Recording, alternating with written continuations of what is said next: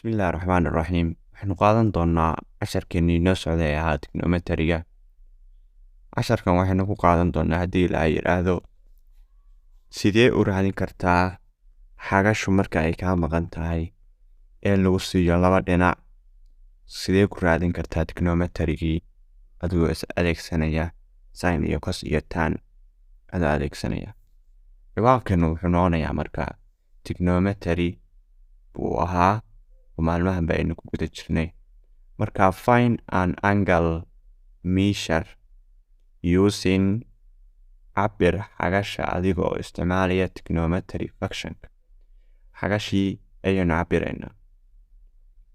Maxaa dhacaya marka? What happen if you have the trigonometry ratio baa laga wadaa trigonometry ratio. Maxaa dhacaya marka hadda haysatid trigonometry ratio laakiin lagu weydiiyo xagasha inaad raadisid, but you are asked to find the angle measure. Waxaynu isticmaalaynaa marka jawaabteenu waxay noqonaysaa your answer is. Jawaabteenu haddaynu ka jawaabno waxay noqonaysaa waxaynu adeegsanaynaa inference your solution. Maxaa ka mid ah marka inference sin inference? jawaabtaadii hadday sin lagu raadinayo sin inference baa oranaysaa. Haddii cos lagu raadinayo cos inference baa oranaysaa. Haddii tan lagu raadinayana tan inference ayaad oranaysaa.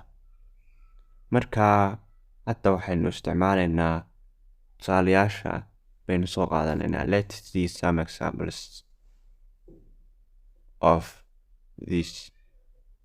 Waayahay tusaalayaasheedu waxaan haystaa you have waxaad haysataa halkaas oo ah 6 sidekaas iyo sideka kale oo ah 8. tiitadaadana waa lagu weydiiyey.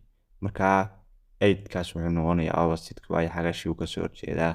Xaga kalena waa adjacent oo ah dariskii.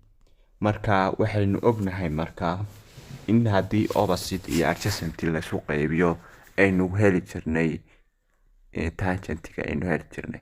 Marka waxaynu adeegsanaynaa haddeer tan baynu adeegsanaynaa. Jawaabta inoo soo baxdana waxaynu oranaynaa tan inverse.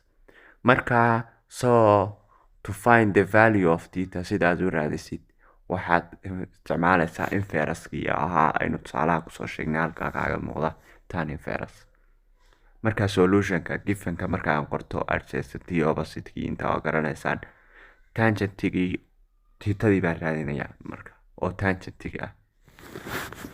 Marka isoo qaataan tiita waxaa lagu heli jiray opposite oo aan u qaybiyay adjacentiga. Igu bedbedel kaliya wax kale adoo aan samayn 8 u qaybi 6. Haddaad 8 u gelisid tan inverse 8/6 aad raadid waad helaysaa 53 meelahaas aad helaysaa. Haddaa 1.3 ga isticmaashidna waxaad helaysaa 52. Marka press tan inverse baa taabanaysaa on your calculator-kaaga and then type in. jawaabtaadii baa ku qoraysaa tan inverse markaad taabatid baa 1.3 qoraysaa ama 8/6 baa qoranaysaa.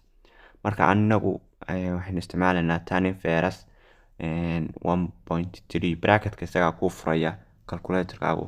Marka saasay noqonaysaa.